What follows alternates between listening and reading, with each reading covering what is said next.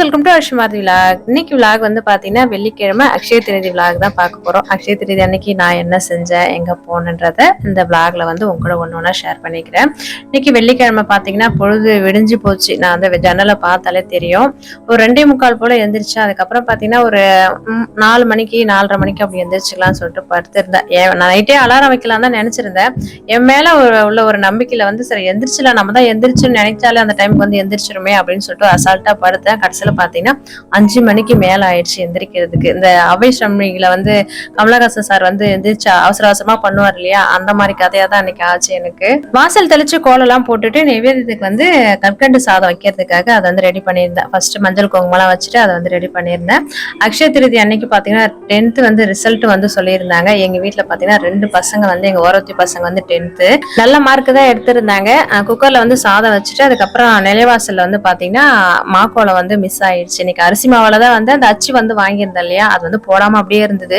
இன்னைக்கு அது போடலாம் அப்படின்றதுக்காக அந்த அச்சு வச்சு கோலம் போட்டுட்டேன். இன்னும் சைட்ல பாத்தீங்கன்னா அந்த பார்டர் போட்டு அந்த 2 கோடு மாதிரி போட்டு வைக்கணும், அது வந்து போட மறந்துட்டேன். அதுக்கப்புறம் தான் போடணும். நைட்டே மாக்கோலம் வந்து போட்டு வச்சுலாம் நினைச்சிருந்தேன். சரி அந்த அச்சு இருக்கே அதை போட்டுக்கலாம் அப்படின்றதுக்காக அசால்ட்டா வந்து விட்டுட்டு அதுக்கப்புறம் காலையில தான் அந்த அச்சு வந்து பச்சரிசி மாவுல கோலம் போட்டுட்டு அதுக்கப்புறம் வந்து பூஜை ரூம்ல போயிட்டு அந்த வேலையை வந்து ஆரம்பிச்சிருந்தேன். இந்த அவசரத்துல பாத்தீங்கன்னா எனக்கு இந்த சேரீ தான் சரி டக்குன்னு வந்து கட்டிலான்றதுக்கு இந்த சேரீ வந்து கட்டிட்டேன்.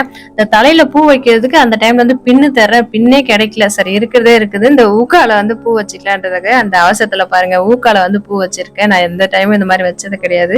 இன்னைக்கு அவசரத்துக்காக அந்த மாதிரி பூ வச்சுட்டு அதுக்கப்புறம் சாமிக்கெல்லாம் பூ வைக்க ஆரம்பிச்சிருந்தேன். இவ்வளவு அவசரத்துலயும் பாத்தீங்கன்னா நேத்து வந்து துளசி மாலை எல்லாம் வந்து கட்டி வைக்கல. நான் வந்து இந்த வாரம் வந்து மகாலட்சுமி பூஜை செய்வேனா அப்படின்ற மாதிரி ஒரு டவுட்ல தான் இருந்தேன். ஏன்னா வந்து 3 வாரம் வந்து செஞ்சுட்டேன்.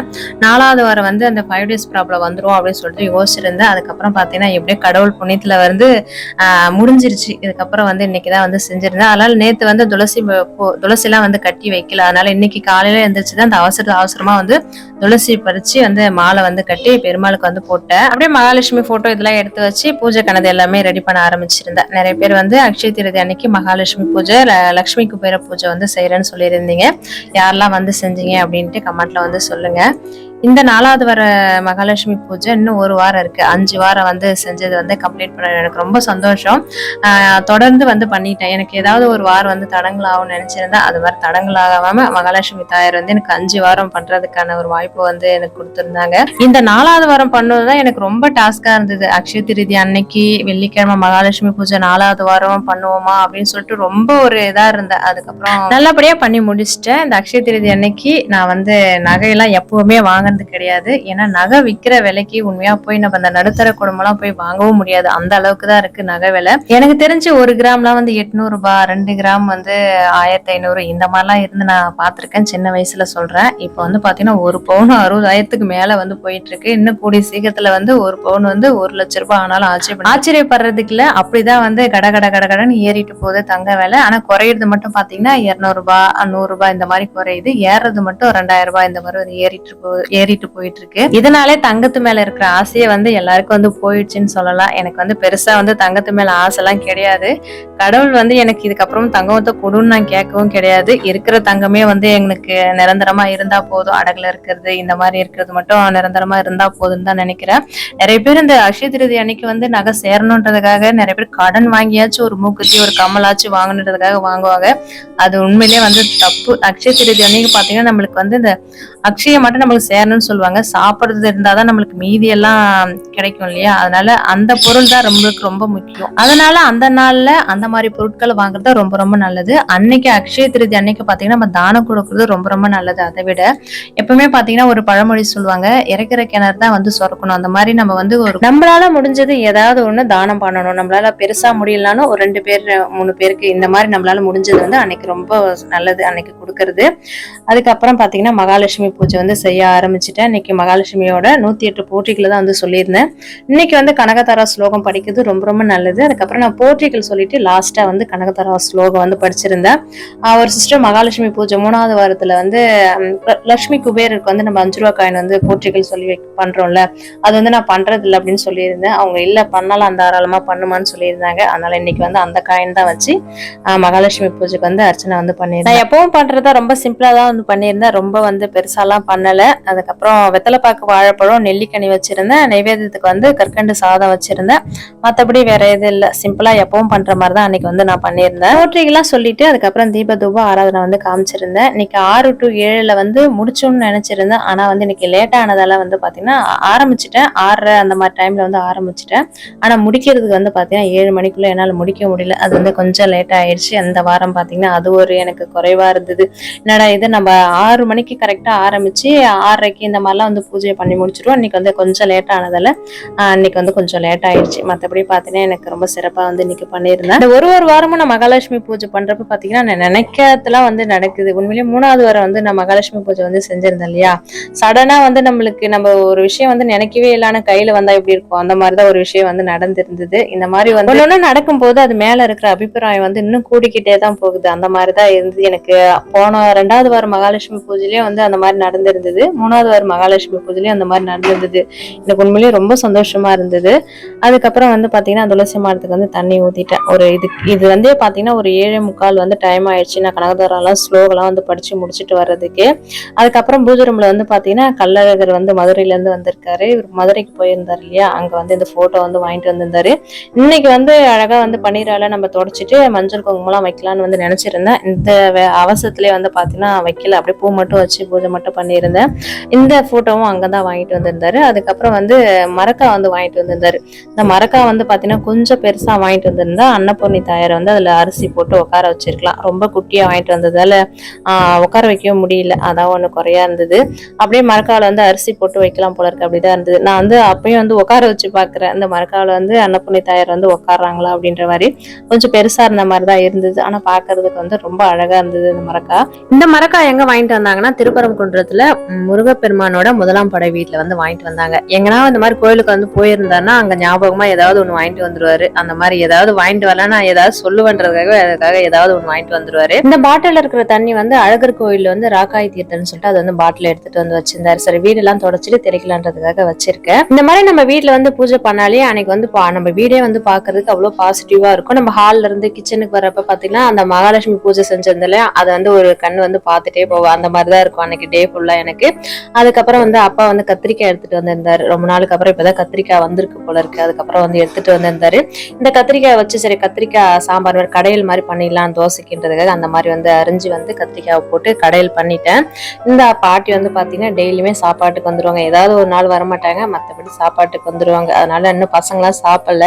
அவங்களுக்கு ஃபர்ஸ்ட் வந்து தோசை ஊத்திட்டு போய் கொடுத்து சாப்பிட வச்சுட்டு கொஞ்ச நேரம் பேசிட்டு இருந்தேன். ஏதாவது வந்து பேசினே இருப்பாங்கன்றதுக்காக உட்காந்து பேசியிருந்தேன். அவங்களுக்கு சாப்பாடு கொடுத்துட்டுனா அதனால இவங்க 3 பேருமே வந்து அவங்களுக்காக சாப்பாட்டுக்காக 3 பேர் வந்து என் கூடவே வந்து உட்கார்ந்து இருக்காங்க. அதுக்கப்புறம் கிச்சன்ல வந்து பாத்தீங்கன்னா கொஞ்சம் மதிய சாப்பாட்டுக்கான வேலையை வந்து ஆரம்பிச்சிருந்தேன். இன்னைக்கு வந்து தேங்காய் பால் சாதம் தான் வந்து செய்ய போற. பட்டாணி வெஜிடபிள் எல்லாம் போட்டு இன்னைக்கு வந்து நம்மளால முடிஞ்சது ஏதாவது ஒரு ஆளுக்கு 2 பேருக்காச்சும் சாப்பாடு கொடுக்கலாம் இல்லையா. அதனால என்னால முடிஞ்ச நிறைய பேர் கொடுக்கணும் தான் ஆசை. என்னால வந்து ஒரு 2 பேருக்கு கொடுக்கலான்றதுக்காக இந்த வந்து சமைச்ச சாப்பாடு வந்து செஞ்சிருந்தேன். இந்த வருஷம் என்னால வந்து 2 பேருக்கு தான் கொடுக்க முடிஞ்சது. அடுத்த வருஷம் கடவுள் வந்து எனக்கு நிறைய பேருக்கு கொடுக்கறதுக்கான வாய்ப்பு வந்து கொடுக்கணும்.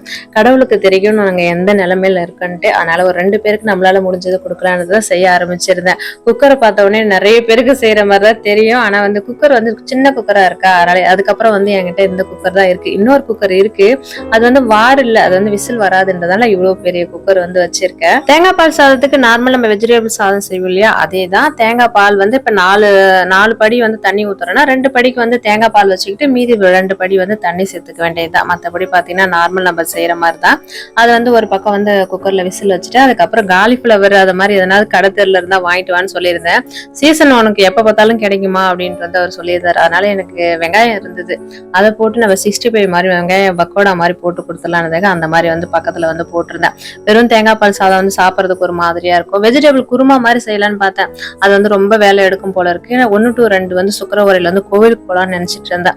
அதனால இது சிம்பிளா இந்த மாதிரி செஞ்சிடலான்னு செஞ்சுட்டேன். ஒரு பக்கம் சாதமும் ரெடி ஆயிடுச்சு, இங்க வெங்காய பக்கோடாவும் வந்து ரெடி ஆயிடுச்சு. நல்லா சூப்பரா இருந்தது, மொறு மொறுன்னு. கொஞ்சம் கேசரி பவுடர் தான் போட்டுட்டேன் போல இருக்கு, கொஞ்சம் அதிகமா இருந்த மாதிரி தெரிஞ்சது. அதெல்லாம் ரெடி பண்ணி வச்சுட்டு கோயிலுக்கு வந்து கிளம்பிட்டேன். கோயிலுக்கு போயிட்டு வந்து அதுக்கப்புறம் வந்து சாப்பாடு எடுத்துட்டு போய் கொடுக்கலான்றதாக. ஏன்னா டைம் ஆயிடும். அதுக்கப்புறம் 1 to 2ல வந்து எனக்கு வந்து உப்பு, மஞ்சத்தூள், வெல்லம் இதெல்லாம் வாங்கணுன்றதுக்காகவே அந்த டைம் வந்து கிளம்பிட்டேன். அதுக்கப்புறம் வந்து கொடுத்துக்கலான்றதுக்காக. எப்பவுமே கோயிலுக்கு போனா ஃப்ரீயா இருக்கும். இப்ப பாத்தீங்கன்னாலே தெரியும், அவ்வளவு கூட்டம் இருக்கு. ஏன்னா இந்த 10 நாள் சித்திரை மாசம் பிறந்த உடனே பாத்தீங்கன்னா ஒரு 10 நாள் போல திருவிழா நடக்கும். அதனால நல்லா கலகலன்னு இருக்கும்.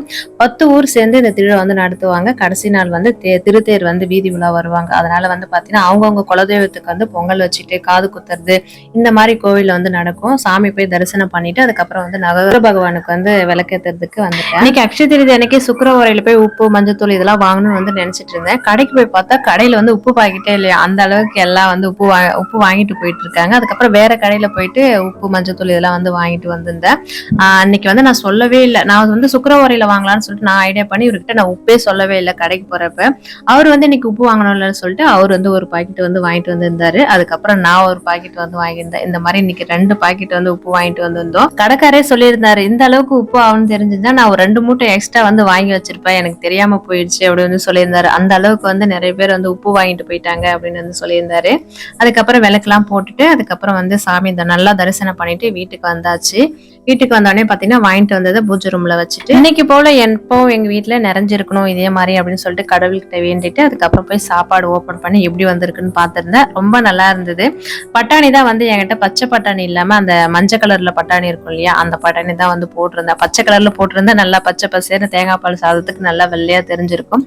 அந்த பட்டாணி போடுறதால பட்டாணி வந்து இருக்கிற மாதிரியே தெரியல. நல்லா வந்து கலந்துட்டு அதுக்கப்புறம் வந்து பாக்ஸ் வாங்கிட்டு வர சொல்லியிருந்தேன். 2 பாக்ஸ், அந்த பாக்ஸ்ல தான் போட்டு எடுத்துட்டு போய் கொடுக்க போயிருந்தோம். அன்னைக்கு சாப்பாடு தான் கொடுக்கணும்னு அவசியம் கிடையாது. நம்மளால முடிஞ்சது ஏதாவது ஒண்ணு வாங்கி கொடுக்கலாம்.